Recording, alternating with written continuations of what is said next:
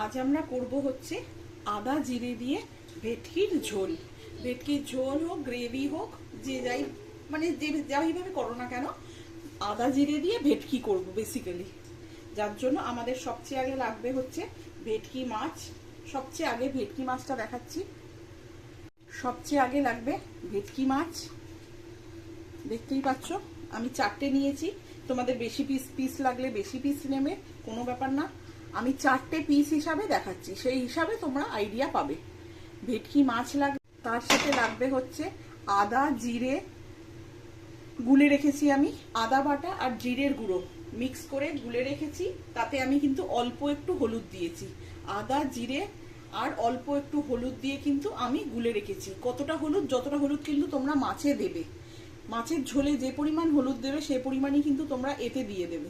এতে দিয়ে কিন্তু গুলে রাখা থাকবে। কিছুক্ষণের জন্য মশলাটা নুন দিয়ে মানে জল দিয়ে গুলে রাখবে, তাহলে না মশলাটা কষানোর সময় তাড়াতাড়ি কষানো হয়ে যাবে এবং মশলার তিতকুটে ভাবটা চলে যাবে। মশলা কখনো কাঁচা তেলে দেবে না বা রান্নার মধ্যে দিয়ে দেবে না কাঁচা, অল্প একটু জলে গুলে রেখে তারপরেই কিন্তু মশলাটা দেওয়ার চেষ্টা করো। অসুবিধে হলে আমি আলাদা বলবো না, না হলে চেষ্টা করো। আচ্ছা, এটা হচ্ছে পেঁয়াজ কুচি, অল্প একটু এর মধ্যে লঙ্কা কুচি দিয়ে দেবে। এটা পেঁয়াজ কুচি, তার সাথে লাগবে হচ্ছে গরম মশলা, নুন, হলুদ, যে যার যেরাম লাগবে। দেখো আমি কড়াই নিয়ে নিয়েছি। কড়াইতে এবার আমি অল্প একটু সর্ষের তেল দেব। মাছের জন্য কিন্তু সর্ষের তেল বেশি লাগবে, ওখানে কিপটেমি করে কিন্তু সত্যি লাভ নেই। মাছ ভাজবো তারপরে আমি ঝোল করব, যার জন্য আমি এরম পরিমাণ তেল নিলাম। তোমাদের যদি বেশি মনে হয় অবশ্যই তেল তোমরা কম নেবে, যে যেরাম খাবে সে সেরাম নেবে। তেল, নুন, হলুদ, মিষ্টি এগুলোতে কিন্তু কোনো ফাঁস নেই। এবার তেলটা একটু গরম হবে। আমার তেল গরম হয়ে গেছে, আমি এতে নুন হলুদ মাখিয়ে রাখা মাছগুলো দিয়ে দেবো। শুধু নুন আর হলুদ মাখিয়েছি মাছে, কিন্তু আর আমি কিচ্ছু দিইনি। নুন হলুদ মাখিয়ে রাখা মাছগুলো এবার আমি ভেজে নেব।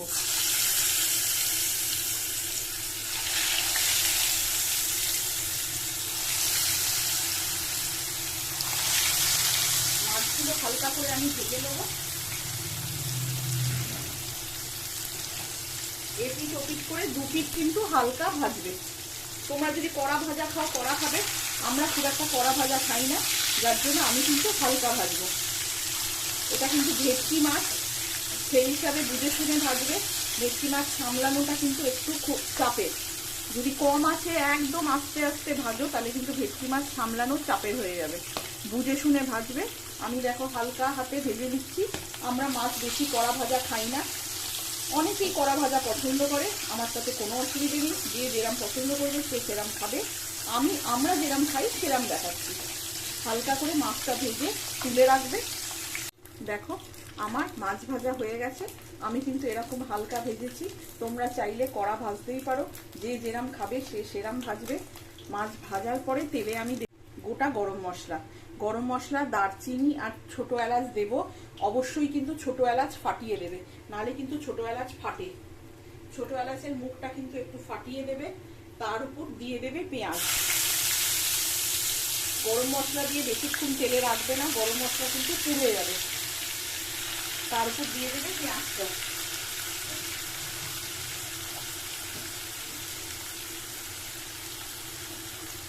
পেঁয়াজ দিয়ে হালকা করে নাড়বে কিছুক্ষণের জন্য, কেন কি পেঁয়াজটা ভাজতে কিন্তু সময় লাগে। সেই হিসাবে বুঝে শুনে নাড়বে তোমরা, যতক্ষণ না পেঁয়াজটা একটু লাল হচ্ছে। কেন লাল হচ্ছে? কাশ্মীরি তো আমরা দেবই রং করার জন্য, কিন্তু আগেকার যুগে দেখবে কাশ্মীরি তো ছিল না, তখন পেঁয়াজটার কালার, ভাজার যে কালারটা আসতো সেটাই কিন্তু মাছে আসতো বা যে কোনো রান্নায় আসতো, যেটা কিন্তু দেখতে আরো ভালো হতো। কাশ্মীরিটা বোঝা যায় আর্টিফিশিয়াল, ওটা কিন্তু একটা ডার্ক ব্রাউনিশ টাইপের একটা কালার আসতো, যেটা কিন্তু দেখতে সত্যি সুন্দর হতো।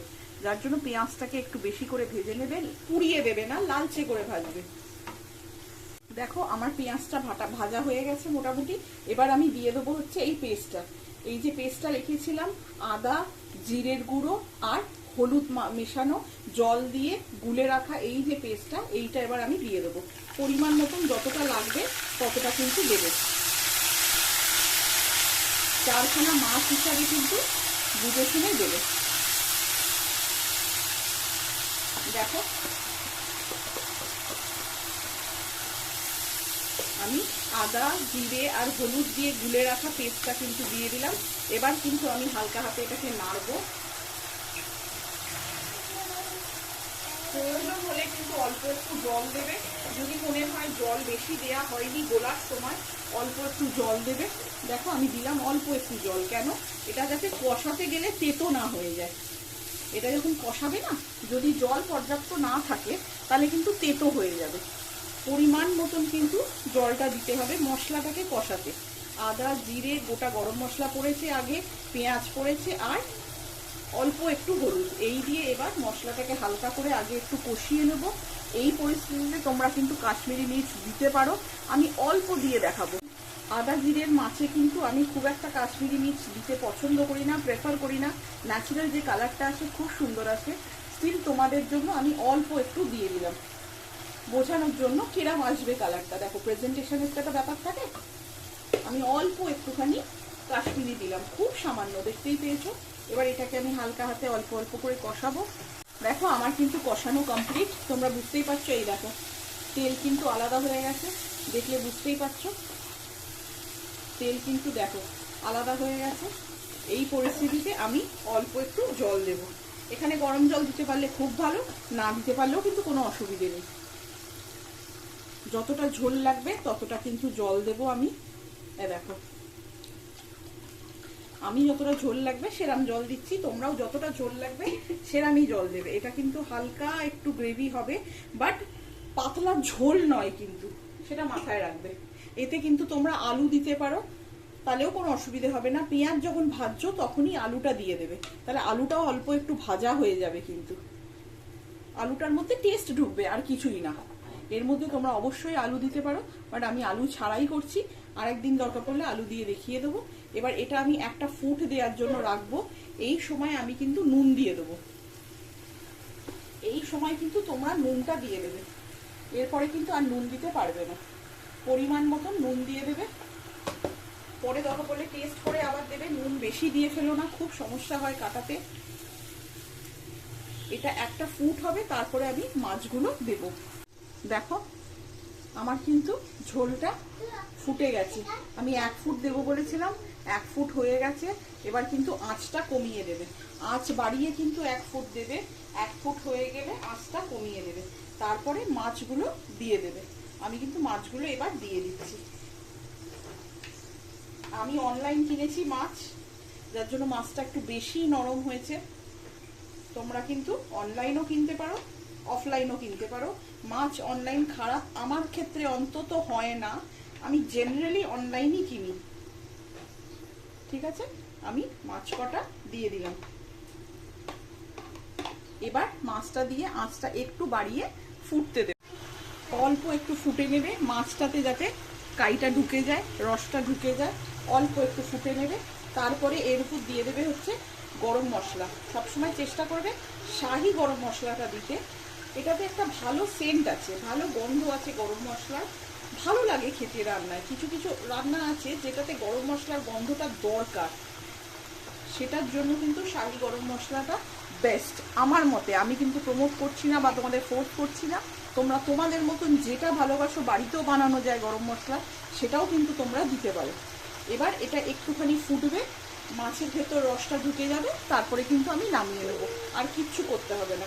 এই আদা জিরের ঝোলে কিন্তু তোমরা টক দইও দিতে পারো, কাজু বাটাও দিতে পারো, অনেক কিছু দিতে পারো।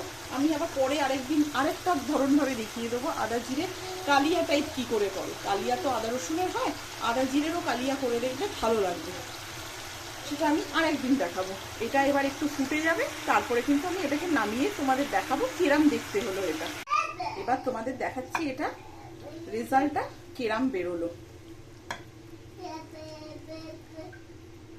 দেখো আদা জিরে ঝোল কালিয়া, যে যেভাবে বলতে চাও বলতে পারো। আমি গ্যারেন্টি দিয়ে বলতে পারি, এটাতে আমি গ্যারেন্টি দিয়েই বলতে পারি যে সত্যিকারই রেস্টুরেন্ট বা বিয়ে বাড়ির থেকে অনেক বেশি টেস্টি হবে এটা।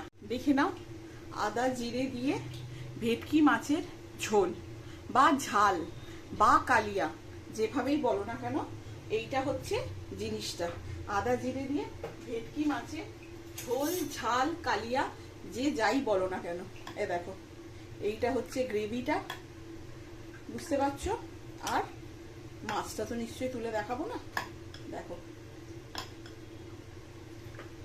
এইটা হচ্ছে জিনিসটা। আদা জিরে দিয়ে ঝোল ঝাল যাই বলো না কেন, ভেটকির ঝোল ভেটকির ঝাল তোমরা যে নামেই এটাকে দাও না কেন, টেস্টে কিন্তু সত্যিকারেই ভালো হবে। তেলটা তোমাদের বেশি মনে হতে পারে, তোমরা কিন্তু কম দিতেই পারো, কোনো ব্যাপার না। তেল কম দিলে রান্নার স্বাদ কম হবে তা কিন্তু নয়। আমরা একটু তেলটা বেশি খাই সেই জন্য দিয়েছি, তবে তেল কম দিয়েও কিন্তু সেম টেস্ট হবে, সেম হবে কিন্তু। কেন, ভেটকির ইটসেলফ একটা তেল আছে, সেটা কিন্তু বেরোবে, সেটা কিন্তু ছাড়বে, সেটাতে কিন্তু তোমাদের দেখতে খারাপও হবে না, কিন্তু রান্নাটা ভালোই লাগবে দেখতে। একবার তোমরা করে দেখতে পারো। আজকের জন্য তোমাদের জন্য এইটাই আমি রাখলাম, ভেটকির ঝোল ঝাল যাই বলো না কেন অবশ্যই ভাবে আদা জিরে দিয়ে। কিন্তু এটা আমি আদা জিরে মানে আদা রসুন দিয়ে করিনি, কিন্তু আদা জিরে দিয়ে করেছি।